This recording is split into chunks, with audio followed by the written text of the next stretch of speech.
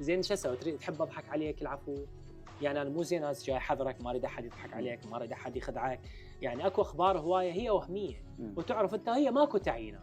يعني اكو بيجات لحد الان، اكو قنوات على التليجرام تنزل روابط وهميه مال تعيينات وتضحك على الشباب وتاخذ اكو ناس تعتبره افيون لحياتهم، انه اني خلص اسمع هذا الخبر يفرحني حتى لو كذب. هاي مشكلتك. طبعا اي بس من توصل يمي لا ما اقدر اضحك عليك. شلون يتفاعلون وياك الناس بالشارع؟ يعني شنو الاسئله اللي تجيك؟ شنو هو التعليقات يعني اللي يسال على الراتب، اللي يسال على الزياده مال المتقاعدين خطيه. وانت ما عندك علم بها، انت اكو مثلهم اشياء، اكو اشياء عندي علم، اكو اشياء علم مسبق بها. اي مسبق، يعني مو فد اشياء صعبه يسالون مثلا.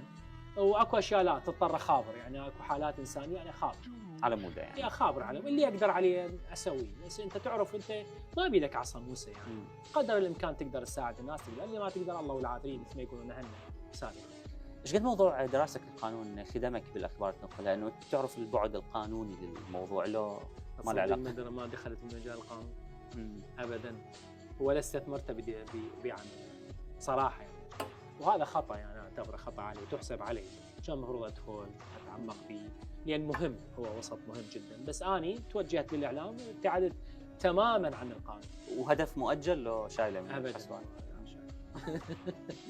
شنو زين بالكليه بالمدرسه؟ لا الحمد لله، الحمد لله. اني باول متوسط اني اعفاء عام، ثاني متوسط اني اعفاء عام. درجاتي بالاعداديه اساتذتي يشهدون الحمد لله والشكر لليوم، يعني لا شاطر، اعداديه ابتدائيه متوسطه شاطر. طبعا احسك هو شاطر يبين مثلا بقراءه الخبر. لا شاطر. زين. فصل الخريف وفصل المراحل الانتقاليه، يعني اعتقد هواي ناس عندهم وجهه النظر هاي، انه هل صادق الشمري عنده طموح سياسي انه يرشح مثلا بالانتخابات؟ وافاجئ كان انطرح عليه هذا الموضوع. واحدة الجهات السياسيه دزت عليه وقعدت وياه الانتخابات السابقه، هاي الانتخابات اللي انتهت، وقالوا انت شاب ومعروف وشخصيه عامه والناس لها ثقه بيك. منو اي حزب كان؟ ما اتحفظ عليه، بس للامانه يعني للامانه دزوا عليه وقعد فيهم والله.